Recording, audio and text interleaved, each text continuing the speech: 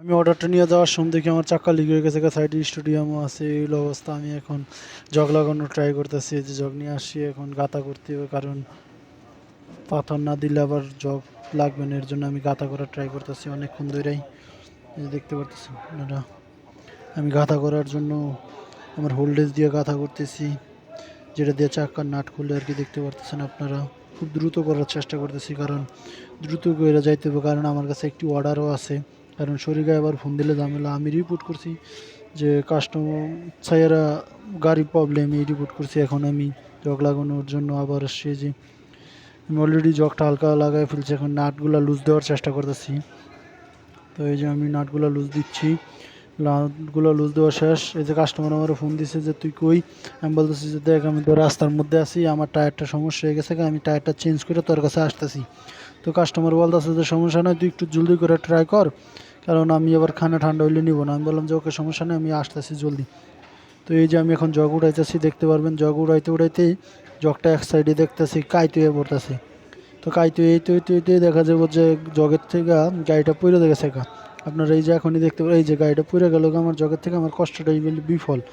এখন কিছু করার নাই, আমার এখন আরেক জায়গায় ট্রাই করতে হবে। এই যে আমি এখন রাস্তার উপরে গাড়িটা উঠে নিয়েছি, এখন জগ লাগানোর ট্রাই করতেছি, কারণ কিছু করার নাই। এখন এই জায়গাতে আশা করা যায় দ্রুত হয়ে যাবে ইনশাল্লাহ আমার কাজটা। তো এই যে আমি এখন জগগুলো লাগাইছি, জগটা লাগাইছি, এই যে এখন আমি উপরে উঠানোর ট্রাই করতেছি। এই যে দেখেন, এখন স্পিডেই উঠতেছে উপরে, যে দ্রুত এখন উপরে উঠতেছি।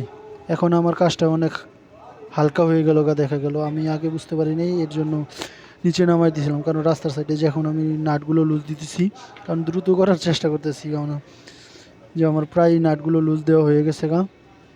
তো আমি এখন দ্রুত টায়ার চেঞ্জ করার জন্য চেষ্টা করতেছি। এই যে আমার প্রায় নাটগুলো খোলা শেষ, এই যে আমার টায়ারটা খোলা শেষ। কারণ আমি এই টায়ারটা নিয়ে আমার স্পেয়ার টায়ারটা লাগাবো। এই যে আমি স্পেয়ার টায়ারটা নিয়ে আসলাম, এই যে স্পেয়ার টায়ারটা এখন লাগানো শেষ। আমি এখন জগ নামাই দিতেছি, জগ নামাই দিয়ে আমার এখন পুরোটা নাট টাইট দিতে হবে আবার নতুন করে।